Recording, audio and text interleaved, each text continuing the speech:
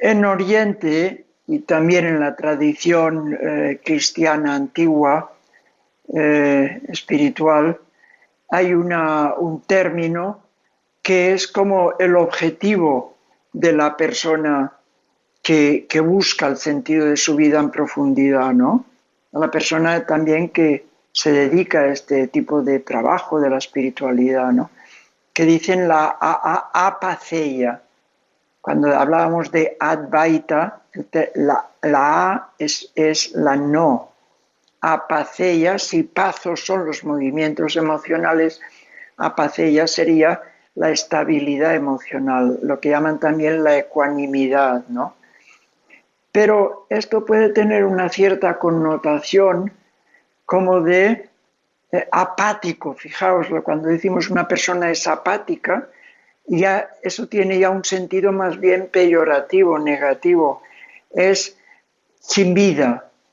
En cambio, la apatheia, el sentido de la apatheia, no es el que no estás vivo. ¿Por qué lo explico? Porque en psicología hablan de las emociones básicas, que serían 5, pueden ser más, o menos, pero en general al menos esto que yo conozco sería la alegría, la tristeza, la ira, el amor y el miedo. El amor entendido aquí como el amor, movimiento de apareamiento, ¿no? El ágape que decíamos antes. La tendencia, el afecto. Entonces, estas 5 emociones también las viven los animales. Y cuanto más evolucionados son a nivel neurológico, pues estas emociones son más cercanas a cómo las vivimos nosotros. Pero también viven la alegría, la tristeza, el miedo, la ira y la tendencia al apareamiento, ¿no? El acercamiento. En este sentido, estas emociones son buenas y son necesarias, y el que no las vive entraría en la apatía de la cual hablábamos, que no es positiva. Entonces dices, así que la apatheia está peleada con estas emociones. No, es simultánea en 2 niveles diferentes. Es el vivir entusiasmado por la vida, disfrutando de la realidad creada, de los demás, de tu propio trabajo, de tu vida, de todos los alicientes que te da la existencia, del placer a todos los niveles, es el disfrute, pero desde la libertad interior, que eso es lo que cuesta, porque si no te quedas enganchado. Entonces la apatheia es conquistar este fondo de libertad que te permite disfrutar mucho más de todo, lo que es la dinámica cuando tú nadas en tu agua o vas buscando a tu agua, como hablábamos antes, hablando del propósito, pero al mismo tiempo desde ese fondo que te va recordando permanentemente que tu realidad está más allá de toda esta dinámica del movimiento de la vida, que vienes del silencio, que estás en el silencio y que acabarás en el silencio. Y por silencio me refiero también a este más allá de todo lo que es tu creación, ¿no? Y eso también lo relativiza todo y le da sentido, lo disfrutas aún mucho más que cuando te enganchas desde el deseo o desde el miedo, que hablábamos hace un momento, ¿no? Entonces eso sería la apatheia. Las 5 emociones básicas, necesarias, buenas, el peligro es cuando las distorsionamos desde nuestras proyecciones egoicas. Cuando yo busco o quiero generar alegría, pues provoco euforia, pero no el gozo, no el gozo, la alegría pacífica, ¿no? La euforia, subo, pero luego he de bajar.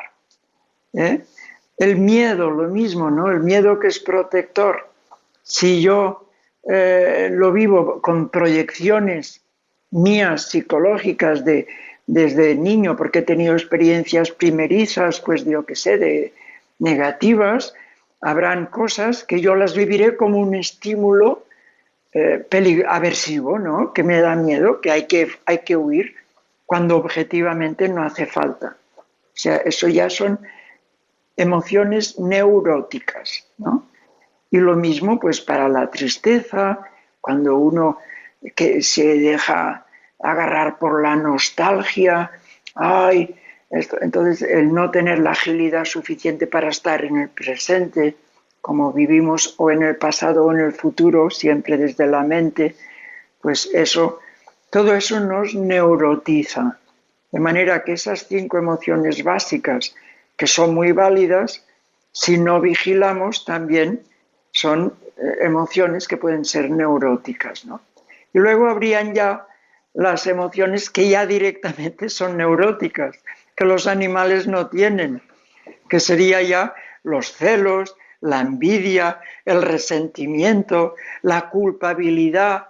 Aquí ya siempre hay mensajes psicológicos nuestros, fruto de nuestro mapa interno, de cómo hemos ido configurando nuestro yo en el mundo, pero no desde nuestra realidad profunda, ¿no?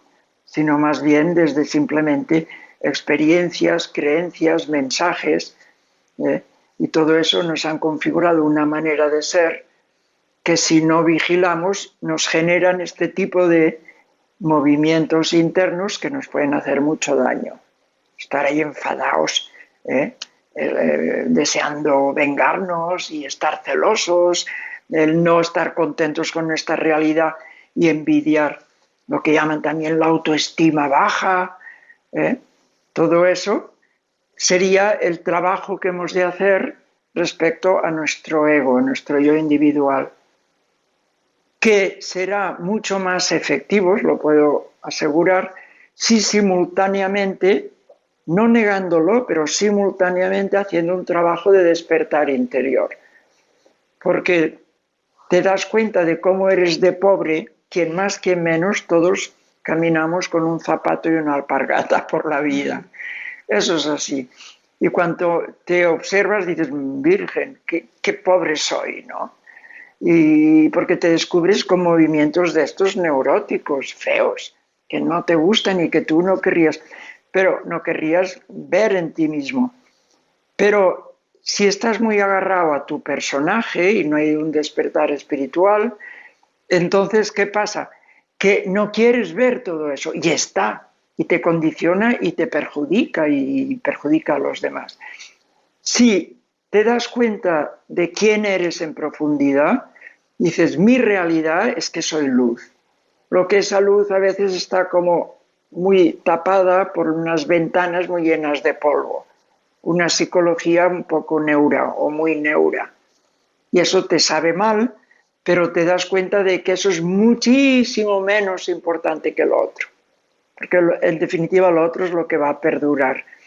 Aunque en este momento, por tu propio bienestar y tu propia armonía y la de los demás, has de trabajar todas esas emociones.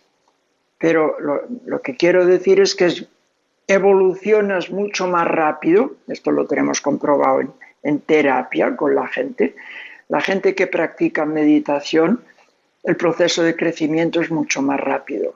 ¿Y por qué?